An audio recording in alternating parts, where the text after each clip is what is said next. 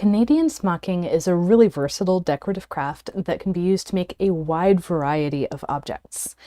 So what I'm going to be showing today are things that I've made with my own designs, but there's also lots of traditional examples ranging from bedspreads to toilet seat covers.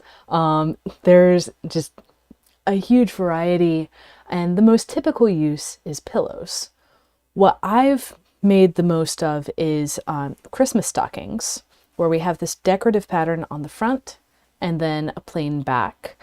You could, of course, make it decorative on both sides, but it would take twice as long to do because the time-consuming part is in getting the texture. So the bottom line here is that the texture is made from a single sheet of fabric, and you're going to apply that as decoration on whatever your other project is. So whether that's a scarf,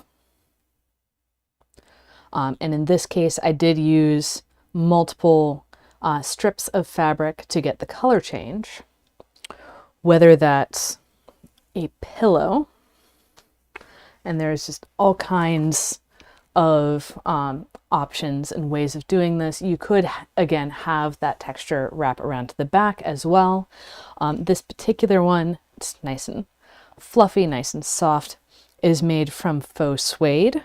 I just got like a yard remnant at Joann's and cut out the biggest square and made this. Oh, structure of the video. I'm going to go through and show what I've made with it and then talk you through how to plan your projects. So given that you want to make something, you want to use a particular pattern, how do you plan what to do? And then there's two main types of projects. There's projects where you're adding decoration and you're sewing all the way around the edge. This is machine stitched. The texture is hand stitched. Or there's projects where you want a raw edge. And so two slightly different planning techniques for those two different kinds of projects. Let's start with the projects where you're going to have some smocked thing and then you're going to sew around it. So this pillow, for example, I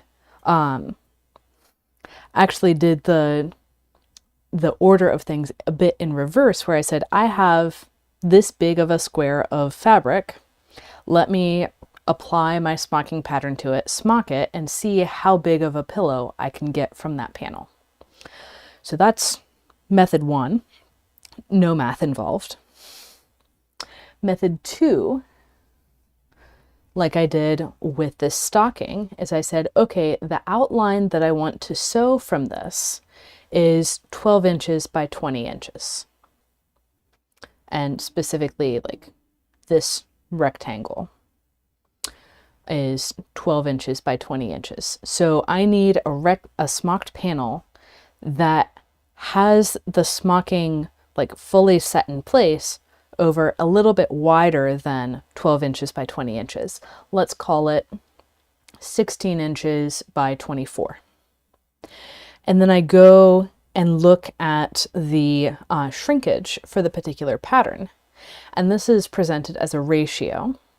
So let's say the shrinkage is 2 to 1. So 2, whatever unit of the beginning pattern ends up being 1 of that same unit once you've done the stitching, once you have the texture.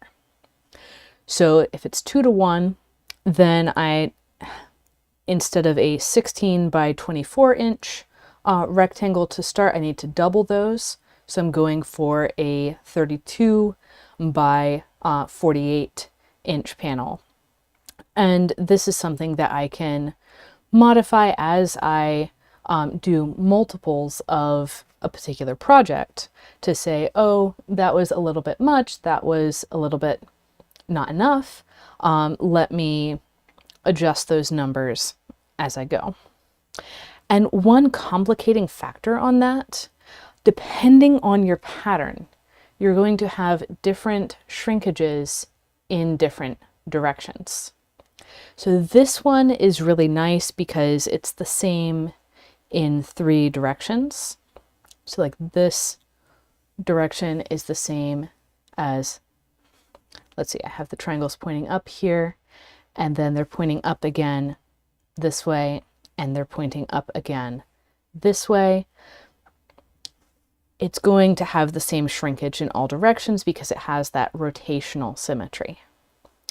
Whereas something like this pillow looks like it might have rotational symmetry, but it actually doesn't. So, well, I should say it has twofold rotational symmetry. So if I have it this way versus this way, there's no difference. But if I wanted to take it this way versus this way, there is a difference. And you can kind of see we've got that nice chevron pattern going, and that is very linearly directional. So with these, it's a little bit harder to say, oh, I want this exact number.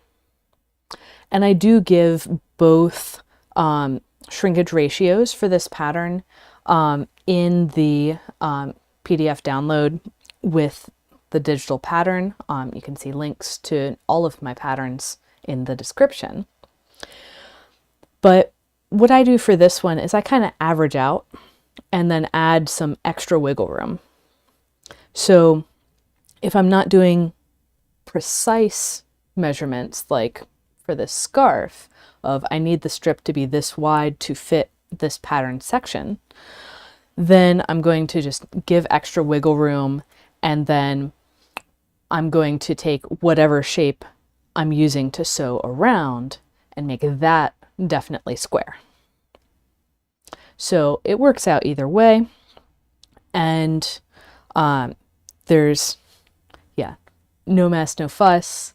You can just, so depending on how flexible your project is, you can say like, I have this amount of fabric, let me see what I can make with it.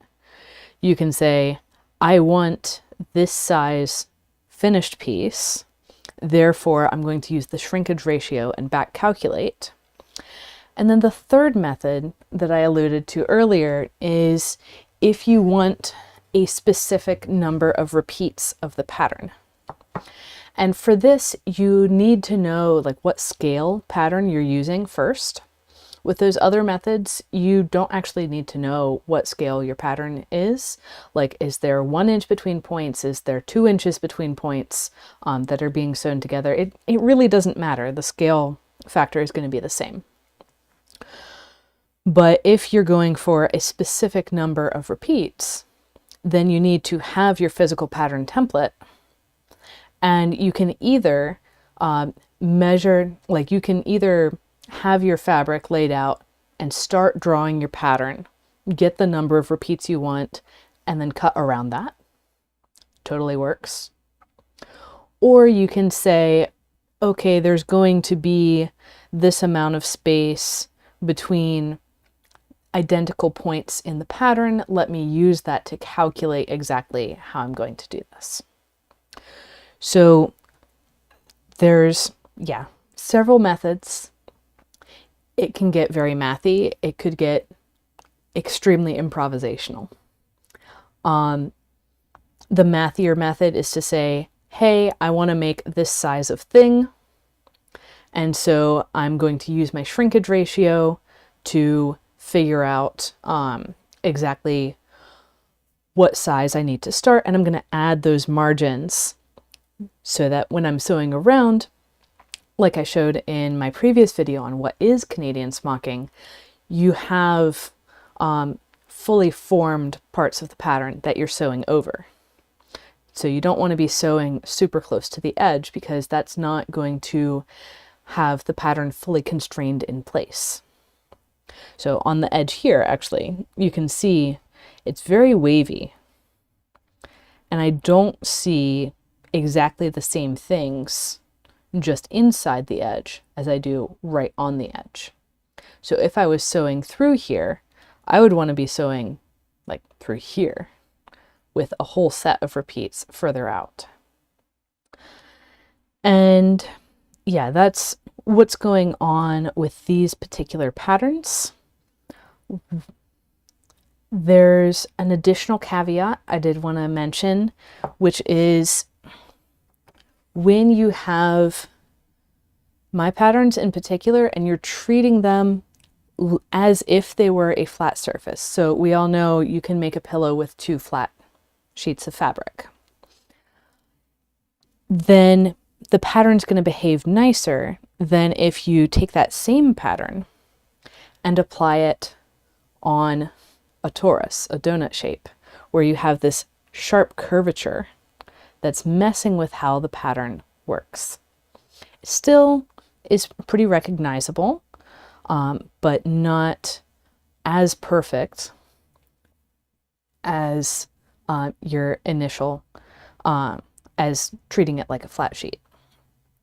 And that leads me to one last thing, which is choice of fabric. So your scale of the pattern is going to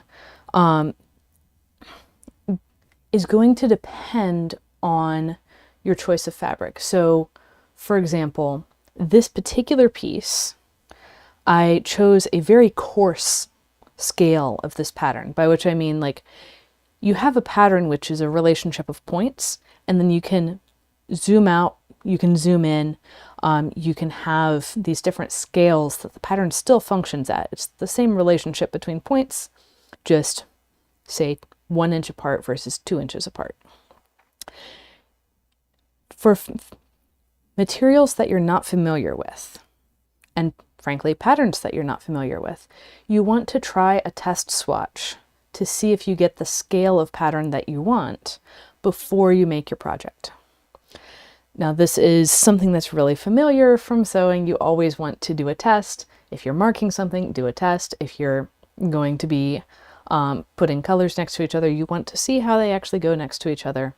Smocking is no different. You want to do a small test swatch and see, like, is this really fine-grained for this project? Is it really coarse-grained for this project? With the stockings, I tend to go pretty intermediate, using a slightly stretchy satin. And with these fleece projects, I went, I think, the same scale as this, although it's not as strong of a material, so it doesn't look exactly the same. And there's a couple ways to get your physical pattern template. The easiest way to get your template in multiple scales is with a Cricut cutter. So if you have something else doing the cutting, that's pretty straightforward. Another way is on a printer, but then you're going to want to cut out the dots and lines so you can more easily use them to mark. And yeah, that's about all I have to say about projects with smocking. Oh, I left out the biggest projects that I've done, which are quilts. So I made this intending for it to be a blanket, a baby blanket for my niece. But it ended up being a playmat because the other thing to know about smocking is you are creating a lot of layers, which will impact the weight. So smocking, depending on what pattern you're doing, will make the panel 2, 3, 4 times heavier. So let's say we have a 2-to-1 shrinkage ratio. That's 2-to-1 in each direction. And so you get 4 times as much fabric in a space, in a given area, as you had initially. So this is 4 times heavier than the equivalent blanket just done with a single layer of fleece. And so that ended up being a playmat. And then the other quilt I've done is this wall hanging This is my friend Daria, and her research is on underwater photograph color correction, and she often uses coral reefs as her photography subject. So I was able to have patterns representing water and sand and coral and have the different colors showing what these look like before and after color correction. So there's a ton that you can do. And by the way, if anyone finds that toilet cover from the past, make sure to drop a link to that in the comments. So happy smocking, everyone, and best of luck with your